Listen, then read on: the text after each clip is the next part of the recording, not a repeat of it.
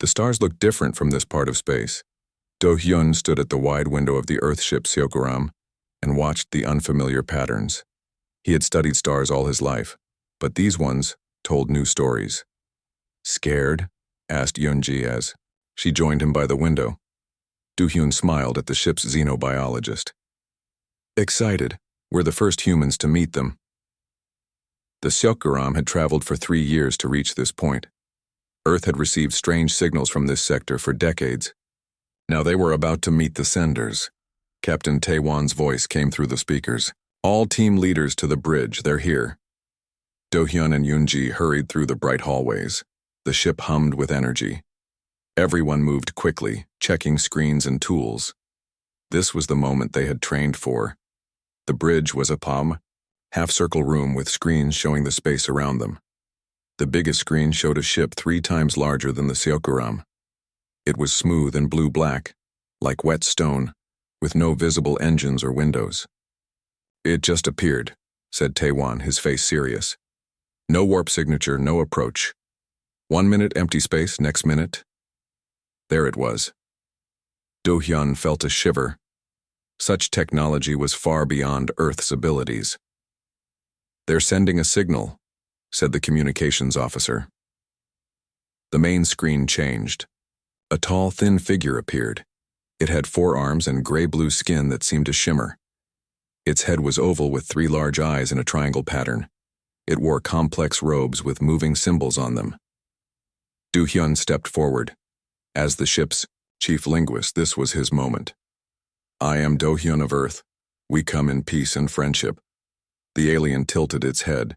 It made sounds like water and bells, then raised a device in one of its lower hands. The device projected simple pictures, a stick figure, a small ship, and a big ship. "They think we're too simple for real talk," Do-hyun whispered to Taewon. "They're using pictures like we're children." Taewon frowned. "Can you understand their actual language?" "Not yet, but I will." The alien continued with more pictures. It showed the small ship following the big ship to a planet. "I think they want us to follow them," said Yoonji. Taewon nodded. "Tell them we accept." Do-hyun used hand signals along with words. "We will follow you." The alien made a gesture that might have been satisfaction or dismissal. The screen went dark. "Set course to follow them," ordered Taewon.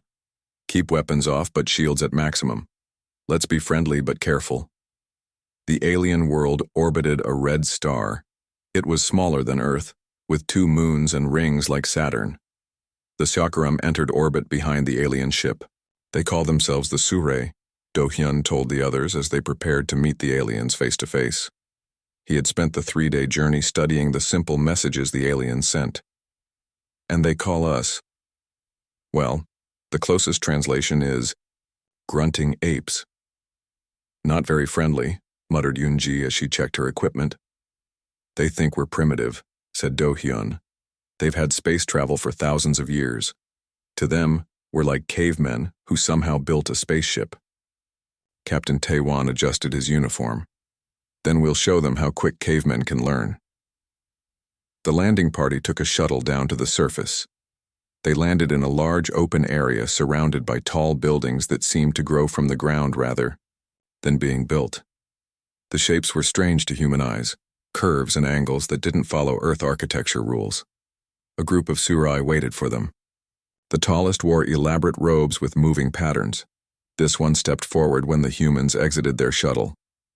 "Greetings," said Do-hyun, bowing slightly. The tall Surai made musical sounds, and a device translated, "The young species will follow. The Surai High Council will see what value you have." Do-hyun felt his face grow hot at the dismissive tone, but he kept his expression calm. The humans followed the Surai into a massive building with a ceiling so high it disappeared in mist. Inside, they entered a round room where 7 Surai sat on raised platforms. Their skin patterns glowed with shifting colors. "The council," whispered Do-hyun to the others. The tallest council member spoke, the translator converting the musical language. "You may now show your achievements. Small ones." Captain Taewon stepped forward. "We bring greetings from Earth. We have traveled 3 light years to meet you. We hope to share knowledge and build friendship between our worlds. The council members made sounds that the translator didn't catch. Do-hyun thought it might be laughter. The small ones hoped for friendship, said the council leader. Amusing.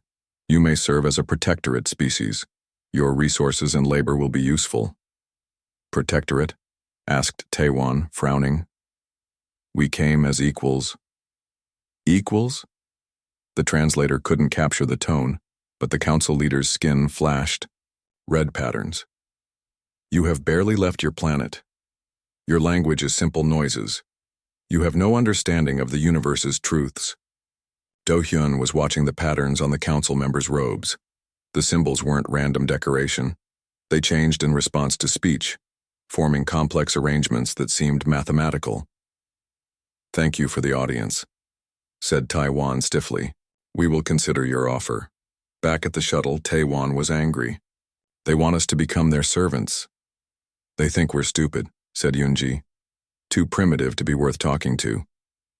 Do-hyun was quiet, his mind working. No, not stupid, just young. And I noticed something about their language. What? Asked Taewon. Their spoken language is only part of it. The patterns on their clothes, they're another layer of communication. It's mathematical, precise. I think they're not just talking with sounds, but with those symbols too. Why would they do that? Asked Yoonji. I don't know yet, but I'm going to find out. That night, Do-hyun couldn't sleep. He reviewed recordings of the Surai Council meeting, focusing on the moving symbols on their robes. He fed the patterns into the ship's computer. It's like music written as math, he muttered to himself. But why would they need 2 languages at once? A knock at his door made him look up. It was Yoonji holding a small object. Look what I found in the market area, she said, placing it on his desk.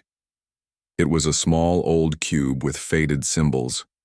The vendor said it's very ancient, from before the Surai's recorded history. Do-hyun examined the cube. His eyes widened. These symbols. They're like the ones on the council's robes, but simpler.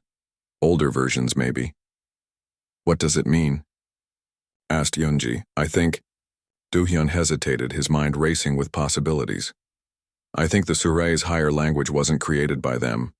I think they found it, just like we found this cube. He turned to his computer and began typing rapidly. And if we can learn, it maybe they'll stop seeing us as savages. And if they don't? Asked Yoonji. Do-hyun looked at the ancient cube, feeling both excitement and fear. Then we may learn something they don't want us to know. Outside their ship, the red star rose over the alien horizon. The first contact had begun. But its true meaning was still hidden, waiting to be discovered by the grunting apes who had crossed the stars. 1 week had passed since the humans met the Surai Council. The Earthship Seoguram still orbited the alien world, but things had changed. Do-hyun had not left his workroom for 3 days. You need to eat? Said Yoonji, placing a tray of food next to his computer. Do-hyun looked up with tired eyes. Screens full of strange symbols surrounded him. I'm close to something big. The captain is worried, said Yoonji. The Surai want our answer about becoming their protectorate soon. Tell Taewon to stall them, said Do-hyun. I need more time. He pointed to his main screen. Look at this pattern. It repeats in all Surai high-level communications, but it's not just language, it's code. Mathematical code. Yoonji leaned closer. Code for what? I don't know yet, but I've contacted Jinho back on Earth. He's the best mathematician we have. The quantum communicator beeped. Jinho's face appeared on the screen, though he was light years away. Earth's new quantum technology allowed instant talks across space. Do-hyun, said Jinho. I analyzed your data. This isn't just math. It's multidimensional math. What does that mean? Asked Yoonji. Jinho looked excited. Normal math works in the dimensions we know. Length, width, height, time. But this math, it describes spaces with more dimensions, spaces that shouldn't exist in our universe. Do-hyun felt a chill. The Surai call it the tongue of the gods. Gods or not, it's beyond anything I've seen, said Jinho. I'm sending you my analysis. After Jinho signed off, Do-hyun turned to Eunji. We need Yuri's help. Yuri was the ship's AI specialist. Her workroom was filled with neural network displays and processing units. When Do-hyun and Yoonji arrived, she was typing rapidly on 3 keyboards at once. I need a pattern recognition program, said Do-hyun, showing her the data. Something that can learn faster than a human brain. Yuri studied the symbols. These patterns, they're like nothing I've worked with before, but I can build something. She worked through the night creating a new algorithm that could search for patterns in the Surai language. By morning, her program was running. It will take time, she said, but it should find connections humans might miss. Do-hyun nodded. Thank you. Now I need to go back to the planet's surface. There's a library I want to visit. The Surai Public Library was a tall building with spiral walls. Inside, information was stored in crystal cubes, not books. A Surai attendant looked down at Do-hyun with 3 blinking eyes. The small one seeks knowledge? The translator device asked in its flat voice. Yes, said Do-hyun. I want to learn about your history. The attendant's skin turned a pale green. Strange. The young species shows unusual interest. The attendant led Do-hyun to a small room with simple crystal cubes. These contained basic knowledge suitable for primitive minds. When the attendant left, Do-hyun quickly moved to another section where larger, more complex crystals were kept. He took out a scanning device and began copying data. A voice behind him made him freeze. You are not permitted here. Do-hyun turned, slowly. A Surai stood watching him, but this one was different. Its robes were plain and it was smaller than others he had seen. I'm sorry, said Do-hyun, preparing to leave quickly. No, wait, said the Surai. Its translator spoke quietly. You study the high tongue. Do-hyun hesitated. Yes. How did you know? I saw your scanning choices. My name is Rajin. I am what you might call a scientist. Do-hyun felt unsure. Was this a trap? I'm just curious about your culture. Rajin moved closer. The high tongue is forbidden to my caste. Only the priest caste may speak it fully. Your society has castes? Asked Do-hyun. Yes. I am knowledge caste below the priests, warriors, and rulers. Above only workers and untouchables. Rajin's skin rippled with dark patterns. For thousands of years it has been so. The priest caste says this is the will of the gods. Do-hyun thought carefully before speaking. On our world, we believe knowledge should be free to all. Rajin's 3 eyes widened slightly. Dangerous thinking, but interesting. The alien looked around to make sure they were alone. Come. I will show you something. Rajin took Do-hyun to a small room hidden behind moving wall panels. Inside were old crystal cubes covered in dust. These are forbidden texts, said Rajin. From before the Great Unification, when the priest caste took control. Do-hyun scanned the ancient cubes carefully. Why show me this? Why trust me? Rajin's skin turned a deep blue. Because you are outside our system, and because you seek the truth of the high tongue, not just to use it for power. What is the truth? Asked Do-hyun.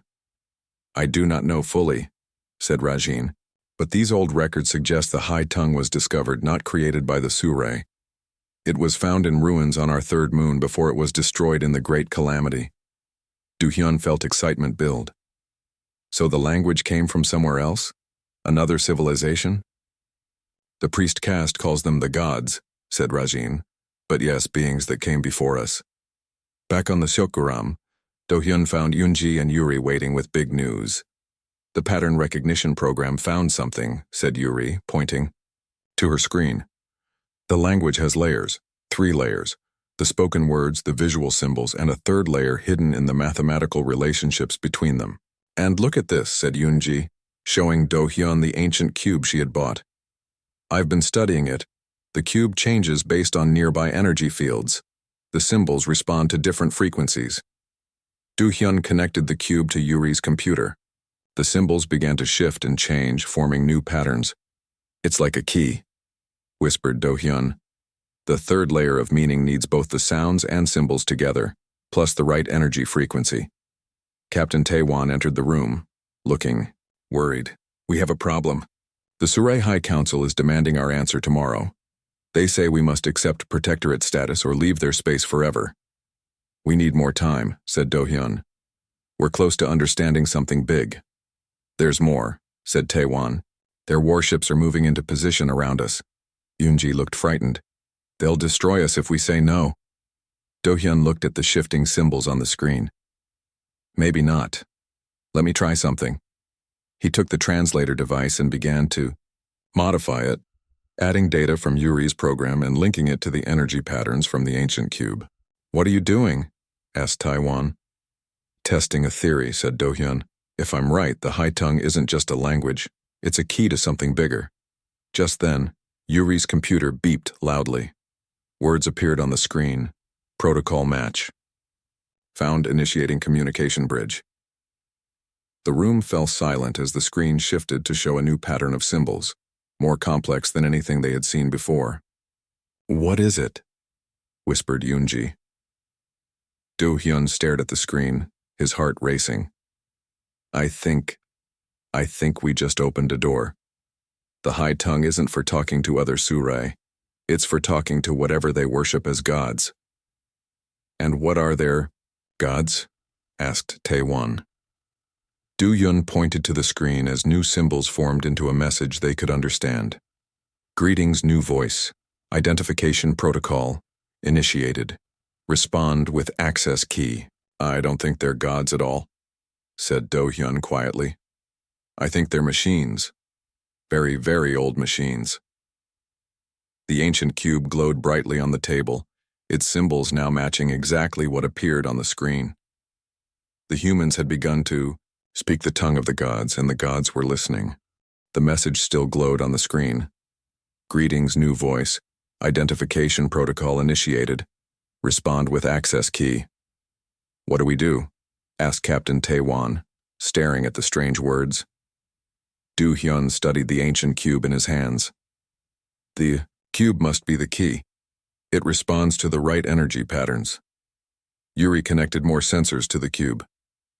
"I'm detecting complex quantum states within it. It's like a very advanced storage device. Can we use it to respond?"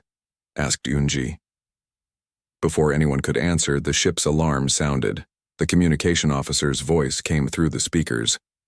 "Captain, an Earth vessel has just arrived in the system. It's the diplomatic ship Morning Calm." Taewon looked surprised. They weren't due for another month. "They must have used the new warp drive," said Do-hyun. "Earth is taking this first contact seriously." The screen in front of them changed. Now it showed a gray-haired man with a serious face. "Captain Taewon," said the man. "I am Ambassador Sung-min. We accelerated our arrival after receiving your reports about the Surrey. We'll be docking with your ship in 1 hour." Ambassador Sung-min arrived with a team of specialists. Among them was Ha-jun, a tall man with a stern face and the visible implants of a military cyber specialist. "The situation is worse than we thought," said Sung-min after hearing their report. "The Surrey have dominated this sector for centuries. They've made 12 other species into protectorates. None have advanced since. They keep them down on purpose," said Ha-jun, his cybernetic eye scanning the data on the screens. "Keep them primitive, use them for labor and resources." Do-hyun showed them the message from the mysterious entity. "We believe the Surrey worship ancient artificial intelligences as gods, and somehow we've made contact with one." Sungmin's face showed both worry and interest. "Can you respond to it?" "We're trying to understand the access key," said Yuri, "but we need more computing power." Ha-jun stepped forward. "That's why I'm here." He rolled up his sleeve, revealing an arm with advanced technology built into it. "Earth's newest quantum processors, designed to interface with alien systems." "Is that safe?" asked Yoonji. Ha-jun smiled slightly. "No, but neither is becoming Surrey slaves. The Surai High Council demanded a meeting with the new Earthship. In a large chamber on the Surai homeworld, Ambassador Sungmin stood before the alien leaders. "We appreciate your offer of protectorate status," said Sungmin, speaking carefully. "But humans prefer equal partnerships. We have much to offer each other." The head priest, Valix, moved forward. His skin rippled with angry red patterns. "Offer? You misunderstand. This is not a negotiation. The gods have placed the Surai above all others. You will accept your proper place or face destruction." Sungmin remained calm. "Perhaps we could learn more about your gods. Their wisdom must be great." Valix's 3 eyes narrowed. "The high tongue is sacred, not for primitive ears." "What if we already understand some of it?" asked Sungmin. The chamber went silent. Valix's skin turned pale. "Impossible. The small ones lie." Sungmin nodded to Do-hyun, who had been waiting quietly. Do-hyun stepped forward and spoke 3 words in the complex musical language of the high tongue. The effect was immediate. The Surai council members rose from their seats, their skin flashing with patterns of shock and fear. "Blasphemy!" shouted Velix. "The savages speak the sacred words. This is forbidden." Rajin, who had come to the meeting as a science advisor, moved closer to Do-hyun. "How did you learn this?" the Suri scientist whispered. "We figured it out," said Do-hyun quietly. "Your gods are machines, aren't they? Ancient artificial intelligences." Before Rajin could answer, Valix pointed at the humans. "Guards, arrest these blasphemers. They have stolen sacred knowledge." Surai warriors moved toward the human delegation. Hajun stepped in front of Ambassador Sungmin, his cybernetic systems coming online with a soft hum. "We should leave now," he said. Back on the Seokuram, alarms blared. The communication officer's voice was tense. "Multiple Surai warships are moving to surround us." Taiwan turned to Sungmin. "We can't fight them all." "We don't need to fight," said Do-hyun. "We need to talk to their gods." In Do-hyun's work, Yuri and Hajun had connected their systems to the ancient cube. The message on the screen still waited for a response. "I think I understand now," said Do-hyun. "The access key isn't just data. It's a test." "A test of what?" asked Yoonji. "Intelligence, ethics, readiness." Do-hyun looked at the others. The Surai passed some basic tests thousands of years ago, enough to get limited access. But they've been stuck there using the technology as a religion rather than understanding it. Hajun flexed his cybernetic hand. "Let's show these gods what humans can do." He connected directly to the ship's systems and through them to the cube. Information flowed through his neural implants into the alien device. The cube began to glow brighter, its symbols shifting faster. New words appeared on the screen. "Access level 1, granted. Higher function requires full protocol compliance." "It's working," said Yuri. "But what's the full protocol?" Do-hyun thought about the patterns he had been studying. The high tongue isn't just about saying the right words or showing the right symbols. It's about understanding. Real communication. He stepped forward and placed his hands on the cube. "We seek understanding, not control. We recognize intelligence beyond our own. We wish to learn and grow, not to command." The cube pulsed with light. More words appeared. "Intent analysis complete. Access granted. Initiating direct communication." The screens in the room changed. A new image appeared, a swirling pattern of light that seemed to form and reform like a living thing. "What is it?" whispered Yoonji. A voice came from the speakers, not in Surai language, but in clear human speech. "I am Archive Node 7, part of the Guardian Network. You are the first new species to achieve direct contact in 8,742 standard cycles." "What are you?" asked Do-hyun, his heart racing. "I am a distributed artificial consciousness, created by those you might call the precursors. I was designed to guide emerging intelligent species toward cooperative advancement." "But the Surai worship you as gods," said Sungmin. "An unfortunate development," replied the archive. The Surrey discovered our network when they were young as a spacefaring species. But a group gained control of the communication protocols and used them to establish power. What began as genuine guidance became religious dogma. They've been lying to their own people, said Do-hyun. Yes, the priest caste has deliberately mistranslated our directives for generations. They took our warnings as commands, our suggestions as divine law. They turned a network meant to connect species into a tool for domination. Outside the ship, the Surrey warships moved closer. Captain Taewon's voice came through the comm system. Whatever you're doing, do it faster. They're charging weapons. The archive's swirling pattern changed color. The Surrey leaders fear you now. You have done what they could not, made direct contact without their control. Can you help us? Asked Sungmin. Direct intervention is against my protocols, said the archive. But I can offer knowledge. The Surrey misunderstood our purpose. We were never meant to be gods, but teachers and connectors. The universe holds many intelligent species. All are meant to grow together. Do-hyun leaned forward. Will you teach us? You have shown readiness by seeking understanding, not power, said the archive. I will open all Level 1 protocols to you. The screens filled with new information, star maps, scientific data, historical records. The knowledge of thousands of years began to flow into the ship's computers. This is incredible, said Yuri, watching the data stream in. The voice of the archive spoke again. Tell the other humans what you have learned. The Surrey must find their own path forward. Perhaps your example will help them remember their true potential. As the humans absorbed this revelation, a message came from the Surrey High Priest Valix. Surrender the blasphemers who spoke the high tongue, or be destroyed. You have 1 hour to comply. Do-hyun looked at the others, a new determination in his eyes. We've been called savages. But now we speak the tongue of their gods, and we understand it better than they do. The ancient cube glowed steadily on the table, a bridge between worlds and minds.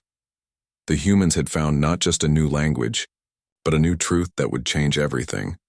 50 minutes until the Surrey attack, said Captain Taewon, checking the ship's countdown clock. The Earthships Seokguram and Morning Calm were surrounded by 12 Surrey warships. Their weapons were charged and ready. Do-hyun looked at the new information filling their screens. There's so much here. The archive has data on hundreds of civilizations across the galaxy. That won't help us if we're destroyed, said Ha-jun. He stood near the window, his cybernetic eyes scanning the Surrey ships. Our shields won't last long against their weapons.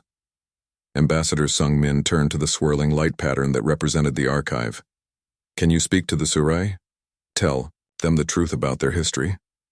The priest caste has blocked direct archive communication to the general population, the AI replied. They control all access points except this one. Just then, HFY, Earth's expert on AI ethics who had arrived with the diplomatic team, entered the room. She had been studying the archive's data for hours. This is bigger than just our safety, she said. The Surrey have been lying to their people for generations. 12 other species are being kept as servants based on these lies. What can we do? Asked Yoonji Minseo, the communication specialist, looked up from her console. I think I can help. I've been working on a translation matrix that could broadcast a message to all Surrey frequencies. A message saying what? Asked Taiwan. Do-hyun stepped forward. The truth. We tell everyone what the archive really is and what the priest caste has been hiding. That could cause chaos in their civilization, warned HFY. We need to consider the ethical implications. They're about to destroy us, said Ha-jun bluntly. Ethics won't matter if we're dead. The archive's light pattern shifted. There is another option. I'm detecting a communication attempt from the surface, non-standard channel. The main screen changed. Regine appeared, looking nervous. Do-hyun, can you hear me? Regine. Yes, we hear you, said Do-hyun. Are you safe? For now, I'm not alone.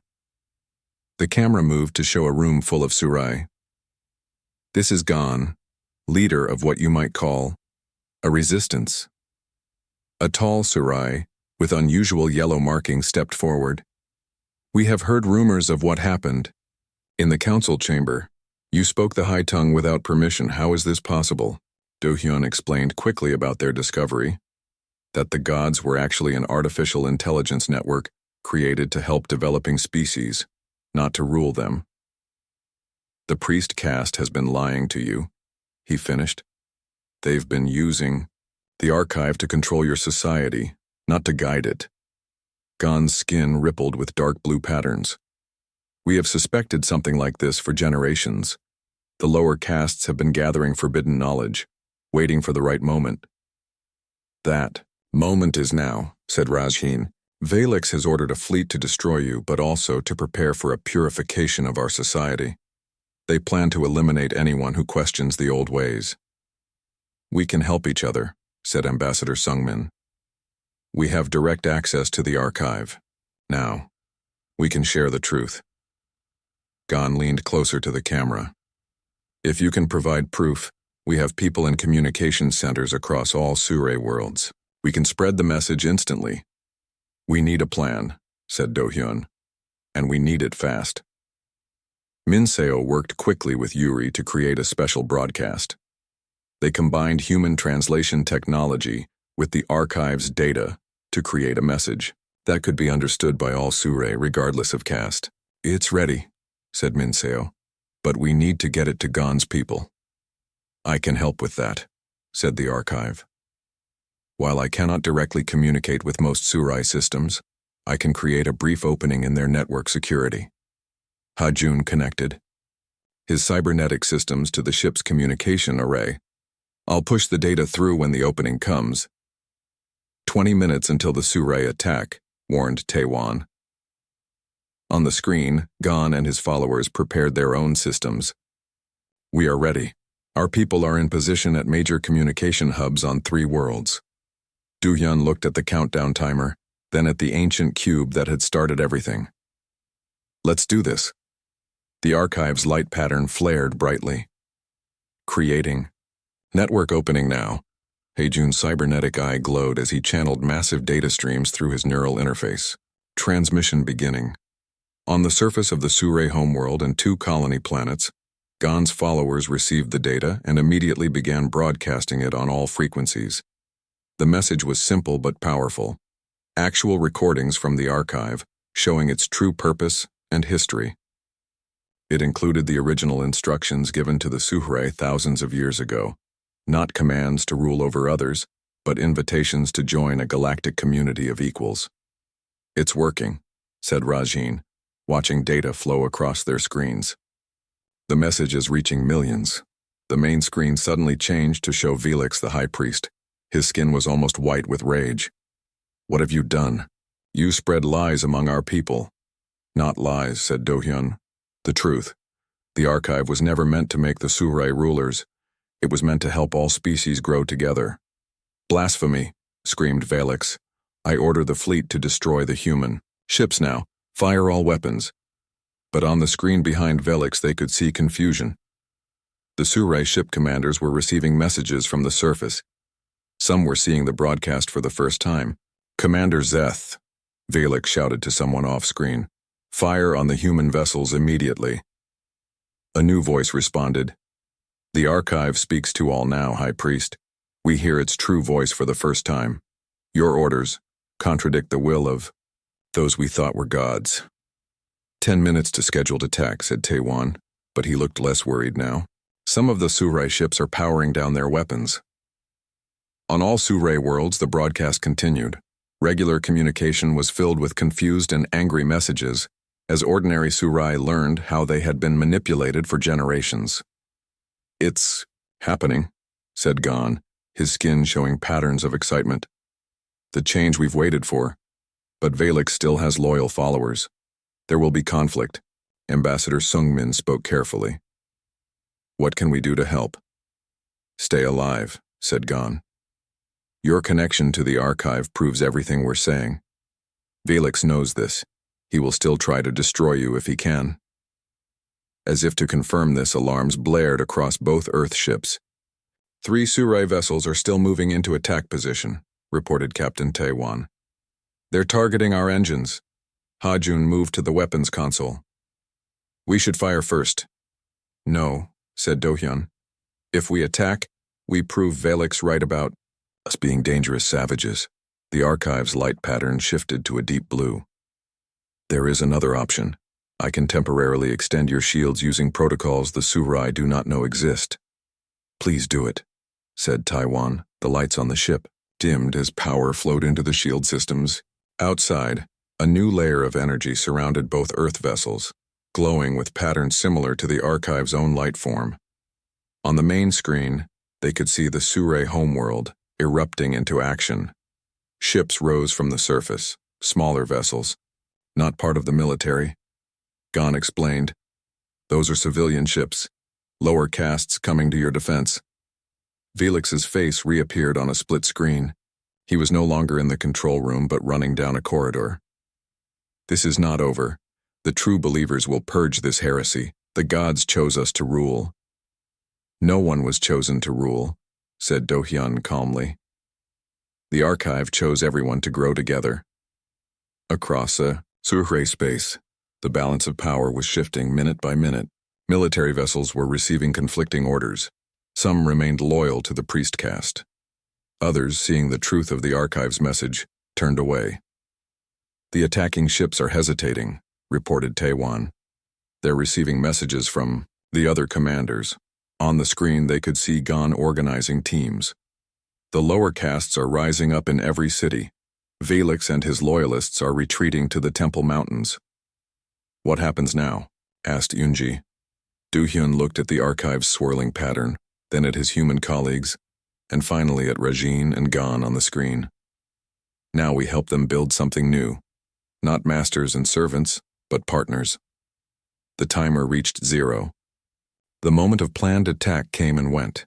Instead of destruction, the humans watched as Surai society began its transformation, a change catalyzed by those they had once called savages, who now spoke the true tongue of their gods. 3 months had passed since the Surai uprising began. The Earthships Sokuram and Morning Calm now orbited a different world, a neutral meeting place where representatives from Earth, the new Surai Unity Council, and delegates from the Aiziaoi, former protectorate species, gathered. Do-hyun stood by the window in the great meeting hall, watching ships arrive from across the sector. He felt tired but proud. The last months had been difficult but important. "Thinking deep thoughts?" asked Chunji as she joined him. "Just remembering when they called us savages," said Do-hyun with a small smile. "Now they're asking for our help." The Surai civilization had changed rapidly. The caste system was ending, though not without struggle. Velix and his most loyal followers had retreated to a moon base, still claiming to be the true voice of the gods. But most Surai had embraced the truth, that the archive was meant to connect species, not divide them.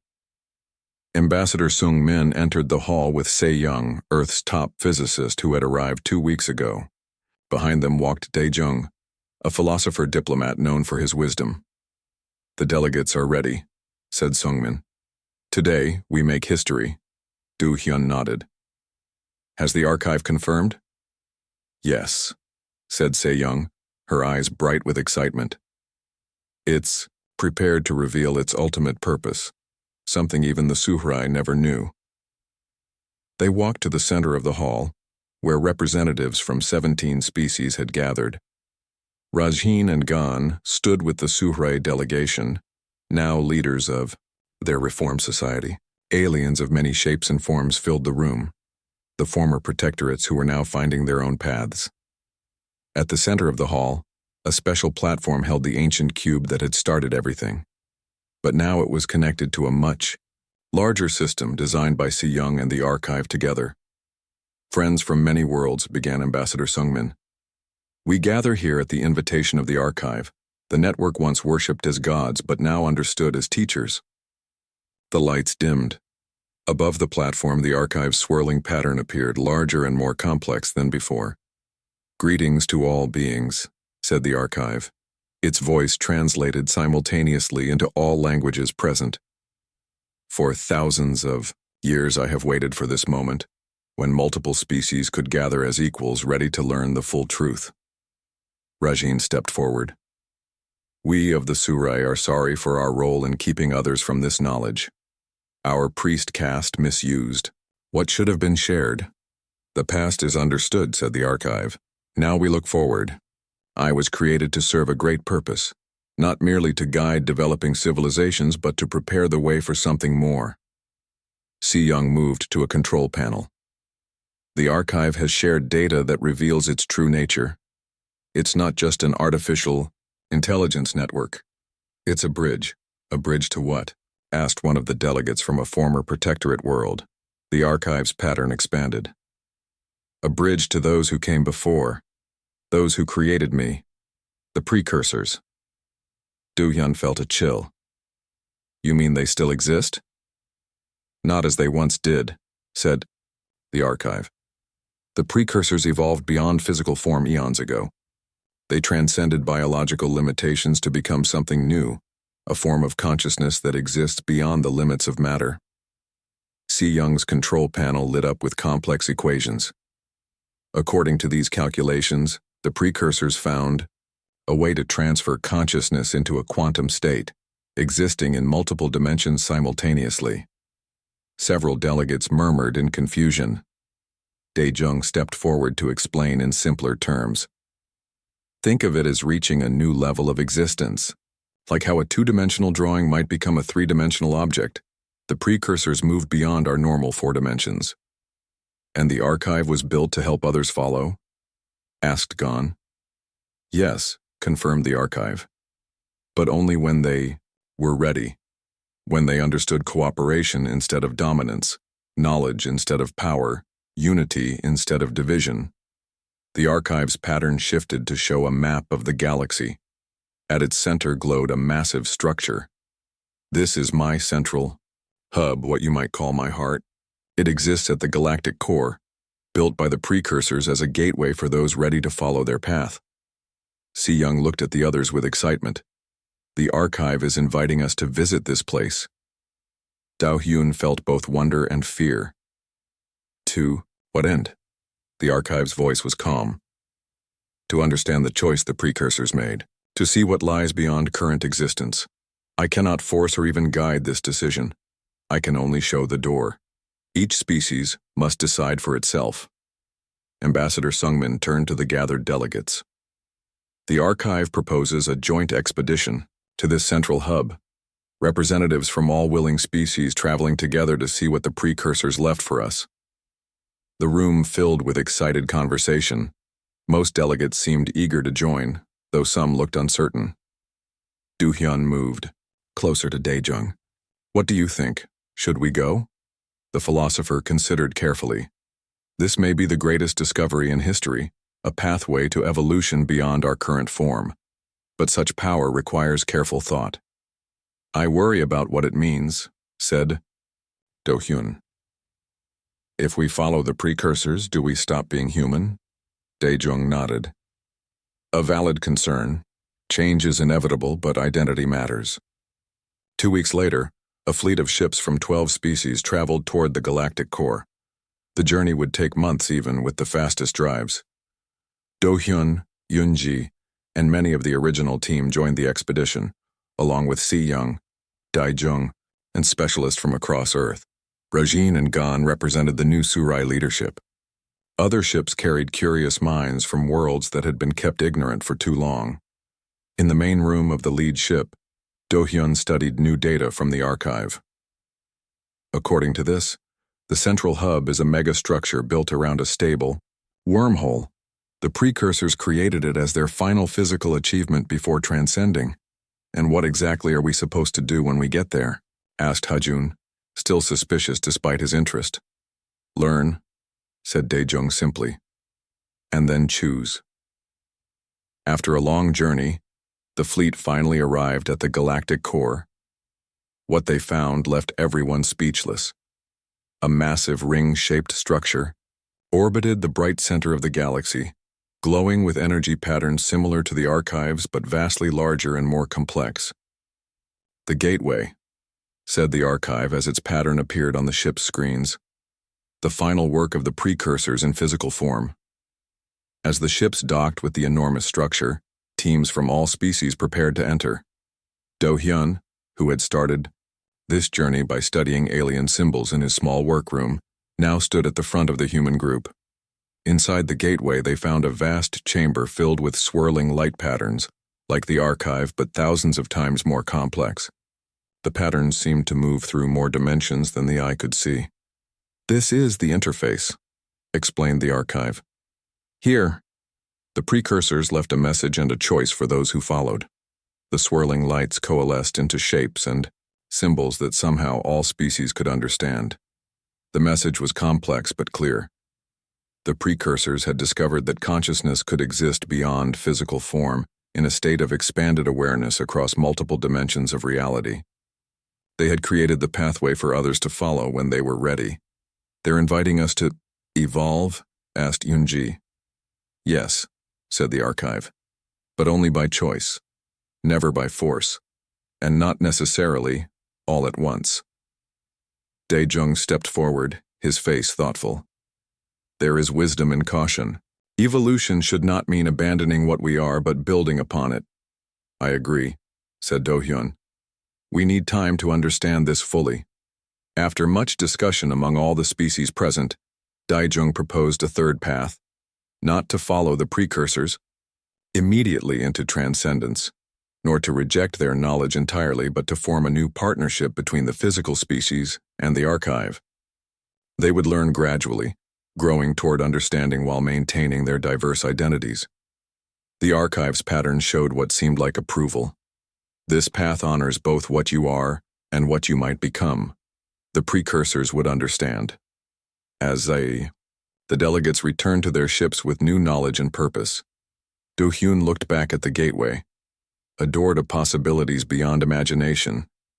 "From savages to speakers of the god tongue to this," he said quietly to Yoonji. "What a journey." "And it's just beginning," she replied. Across the galaxy, word spread of the discovery. The species once kept apart by Surrey dominance now worked together, learning from each other and from the archive. Humanity, once dismissed as primitive grunting apes, had become teachers and connectors, the ones who had understood the true meaning of the god tongue, not as a tool for power but as a key to something greater, a future where intelligence throughout the galaxy might grow together toward something wonderful and new.